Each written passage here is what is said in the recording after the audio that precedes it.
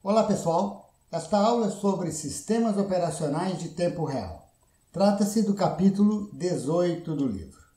E neste terceiro vídeo do capítulo, nós teremos alguns exemplos de sistemas operacionais de tempo real e também faremos as considerações finais. O FreeRTOS é um dos microkernels mais utilizados no mundo. Ele já tem algum tempo e o seu uso foi sempre crescente ao longo dos anos. Em 2017, a Amazon passou a controlar a marca, o projeto FreeRTOS, mas ele continua software livre, com uma grande gama de suporte, material, etc., disponível na internet no site do projeto. Existem ports do FreeRTOS para mais de 30 arquiteturas de processadores. Esse número já deve estar ultrapassado, né? É impressionante a quantidade de ports do FreeRTOS, e ele foi criado visando o mercado de Embedded Systems, principalmente em tempo real e pequeno porte em Embedded Systems. O FreeRTOS é um microkernel, permite a execução de múltiplas threads, que eles chamam de tarefas na terminologia deles. O escalonamento, como nós vamos ver, é variado, mas ele é principalmente baseado em prioridades primitivas, e o microkernel oferece diferentes mecanismos de sincronização para as threads. É um sistema pequeno, a configuração mínima são cerca de 9.000 linhas de código, e ele é dividido em três grandes subsistemas: a gerência do processador, comunicação e sincronização entre threads e interfaceamento com o hardware. Além disso, o software organizado em camadas. Acima do hardware executa a parte que é dependente do hardware, que depende de detalhes de funcionamento do hardware. Em cima rodam os algoritmos, os serviços que independem do hardware, são genéricos.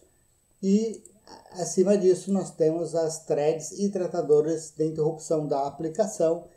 É um microkernel que não oferece proteção, então o código da aplicação pode sim instalar seus próprios tratadores de interrupção.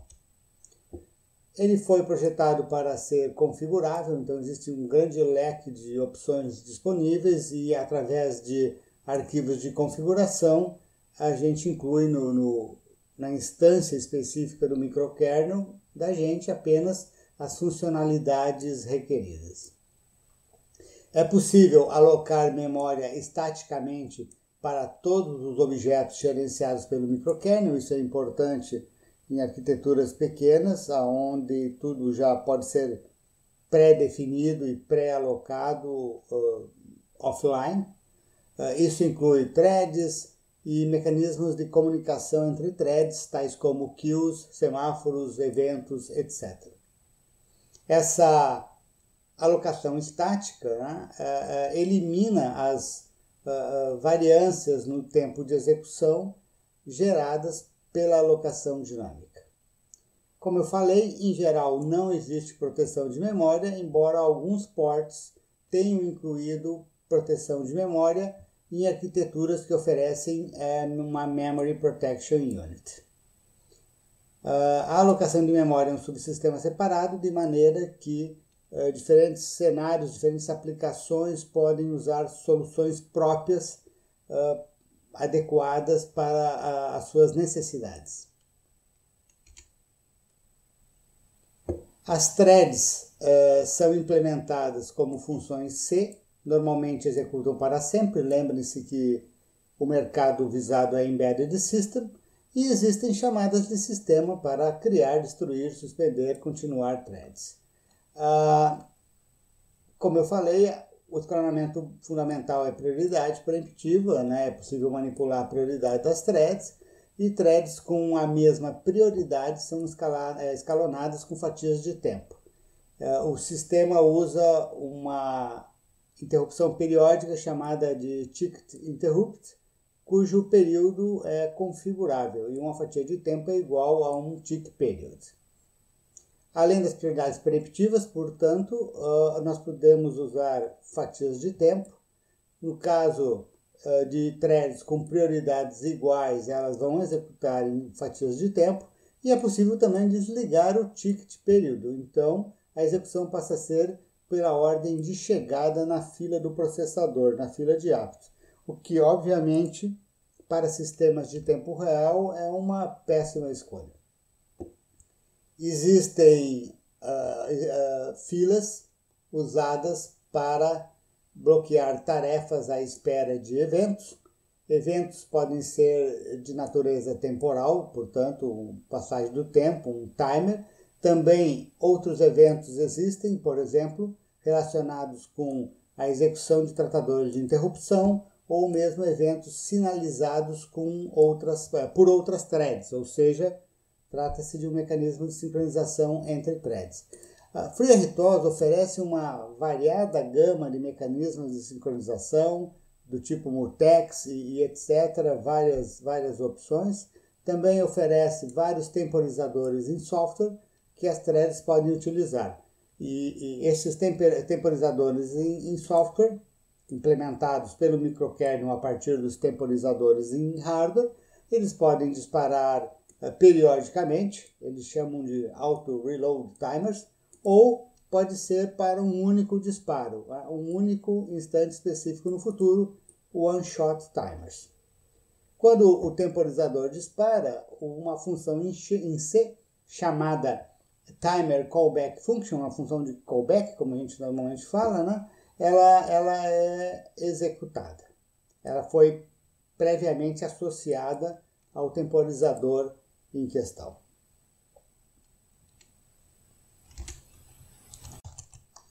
Um outro exemplo de sistema operacional de tempo real completamente diferente do FreeRTOS é o Linux PreemptRT. Ao longo dos últimos 20 anos surgiram muitas variantes de tempo real do Linux. Variantes como RT-Linux, RTI, Xenomai, etc., seguem uma certa linha. Aqui, especificamente, nós vamos falar do PreemptRT. O PreemptRT trata-se de uma alteração, um patch, aplicado ao kernel do Linux, o qual ele reduz no código do kernel segmentos onde preempções não são possíveis.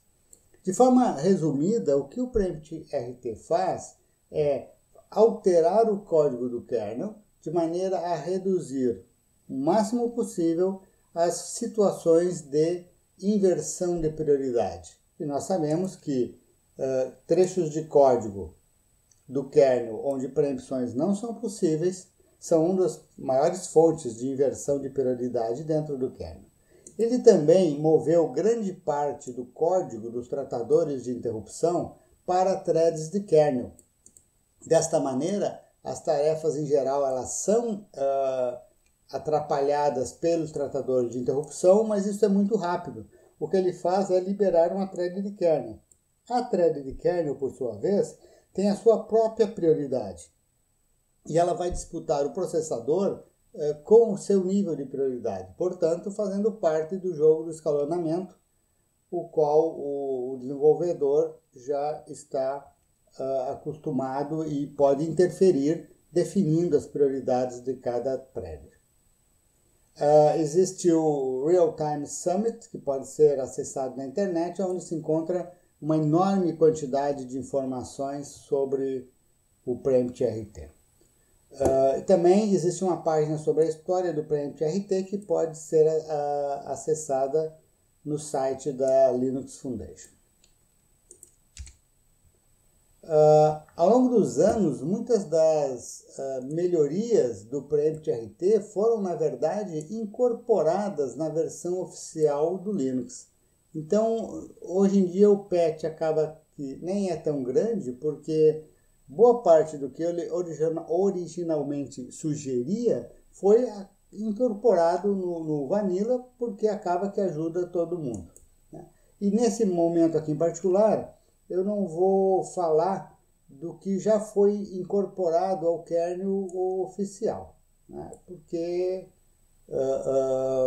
enfim, algumas coisas foram, outras não. Vamos focar naquilo que caracteriza a filosofia do PREMPT-RT. Então, a aplicação do PET, PREMPT-RT ao kernel do Linux, requer um procedimento que demanda algum tempo, não é tão complicado, mas demanda esforço. É necessário que o código do Linux seja obtido, descompactado, o PET altere esse código de Linux, existem scripts que automatizam o processo de compilação e configuração do kernel que precisa ser ajustado. Nenhuma API nova é disponibilizada pelo PET. O PET não muda as chamadas de sistemas que existem. Elas que existem continuam existindo. O que ele faz é principalmente mudar o comportamento temporal do sistema como um todo. Aplicações de tempo real, nesse sentido, devem usar as chamadas de sistema, a API padrão do POSIX, o que é ótimo, né? O POSIX é um conjunto de padrões especificado pela I3E, buscando padronizar sistemas operacionais do tipo Unix. O PREMPT-RT é suportado por diversas arquiteturas de computador, né? O FreeRTOS é um microkernel que mira embedded system de pequeno porte. Já o PREMPT-RT é em cima do Linux e, portanto, as máquinas-alvo são máquinas com poder de fogo capaz ou suficiente para executar o Linux. E, da mesma forma que o Linux, o PREMPT-RT é software livre.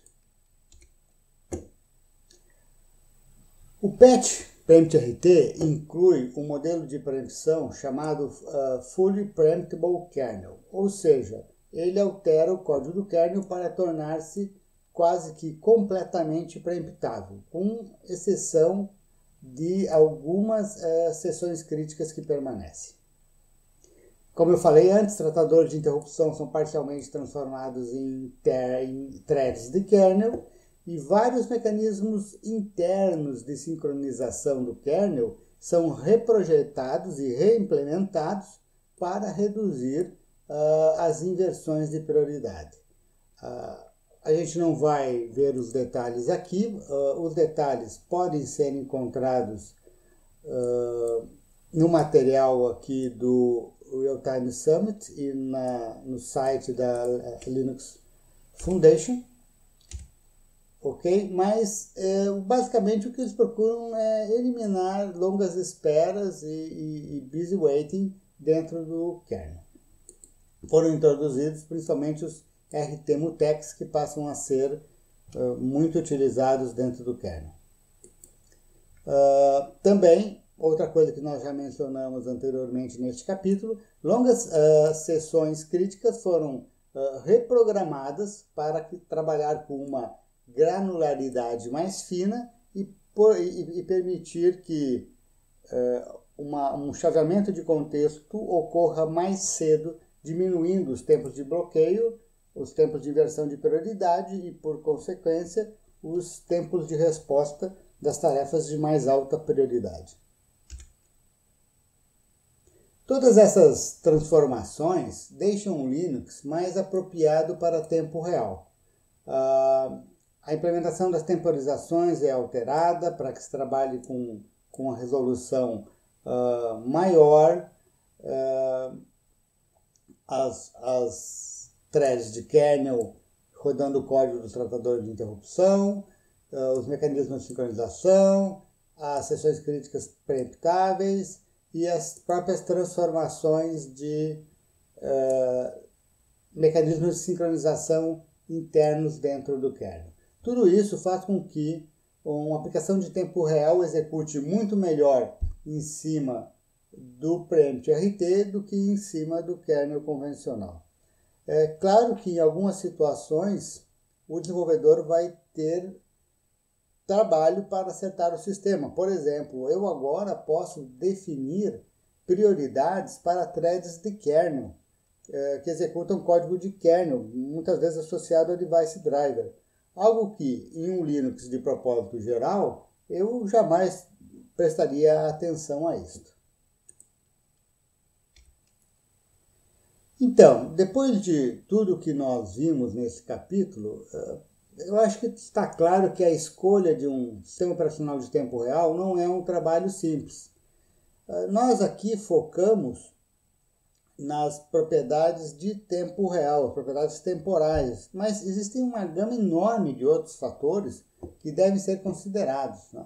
Além das diferentes abordagens de escalonamento que nós já vimos, é preciso levar em consideração que os desenvolvedores de sistema operacional de tempo real publicam métricas diferentes, não publicam todas as métricas que a gente precisa para escolher o sistema, métricas fornecidas foram obtidas em plataformas diferentes, fica muito difícil comparar dois sistemas, ferramentas para desenvolvimento de aplicações que são importantíssimas, às vezes estão mais ou menos disponíveis para este ou aquele sistema operacional. A mesma coisa com respeito a ferramentas de monitoração e depuração das aplicações, as quais variam. O conjunto de linguagem de programação suportado vai variar conforme o sistema operacional em questão, o conjunto de periféricos, o conjunto de plataformas de hardware suportadas. Muito frequentemente preciso escrever device drivers para o meu sistema operacional de tempo real no contexto de um novo projeto e cada um tem um esquema próprio para incorporação de novos tratadores de dispositivo. POSIX, alguns seguem mais de perto a especificação POSIX, outros nem tanto, e obviamente política de licenciamento e custo variam bastante. Eu preciso lembrar também que o comportamento temporal da minha aplicação depende tanto da aplicação em si quanto do sistema operacional.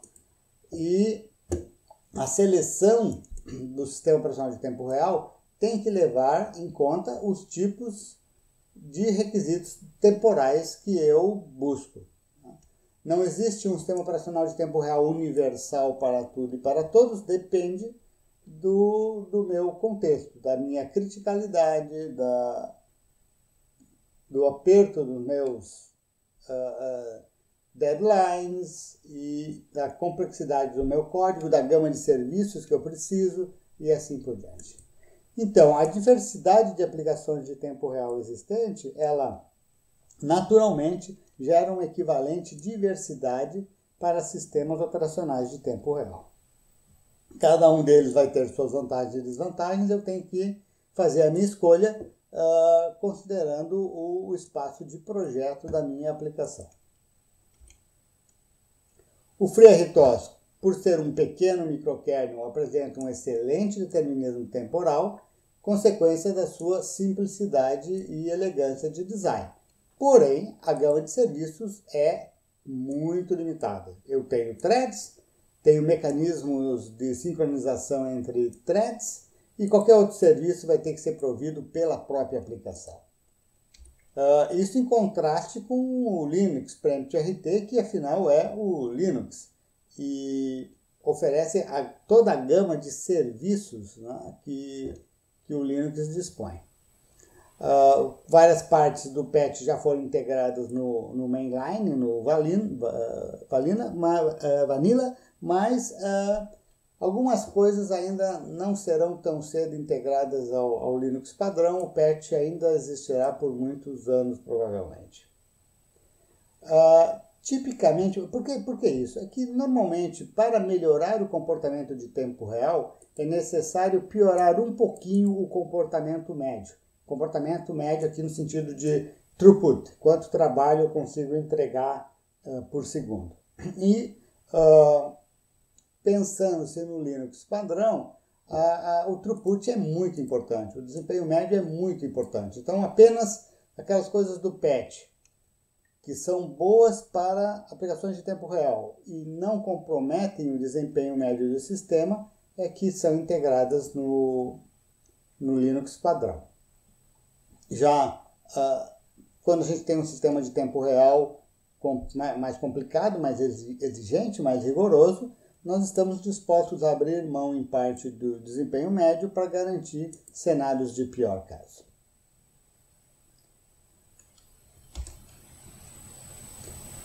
Uma rápida busca na internet, pessoal, vai mostrar para vocês centenas e centenas de sistemas operacionais de tempo real, kernel ou microkernel, comercial ou software livre, tempo real crítico ou não, e existe um conjunto enorme de possibilidades. Uma forma de visualizar essas possibilidades é considerarmos um espaço bidimensional. Em uma dimensão, nós temos a funcionalidade do SOTR. Que serviços ele oferece? Que chamadas de sistema ele oferece? O que ele pode fazer por mim? Essa é a funcionalidade dele.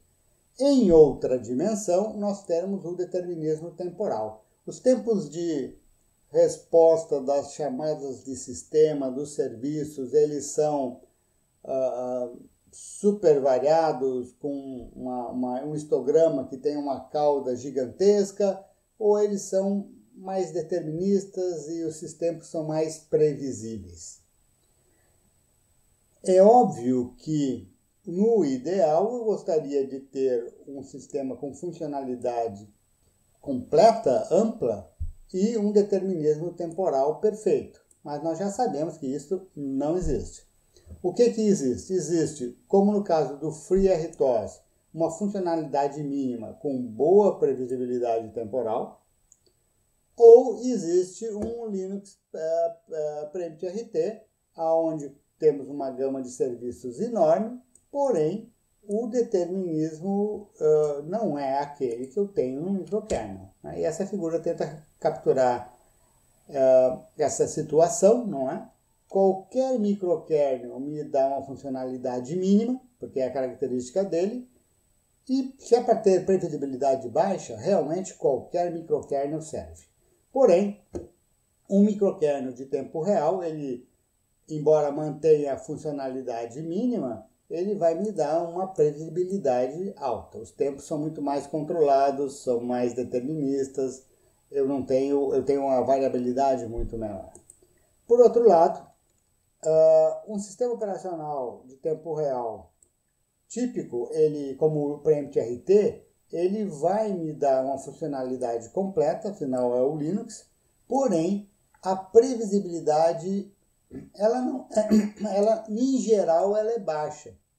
Eu posso ter atividades, tarefas, né, dentro do meu sistema, em cima do Linux PreemptRT, com boa previsibilidade, mas no geral não. No geral é aquela questão do SOTR ideal que não se crê seja possível.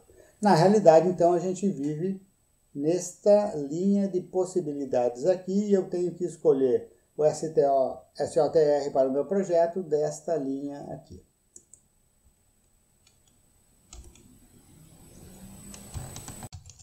Chegamos ao final do terceiro vídeo relativo ao capítulo 18.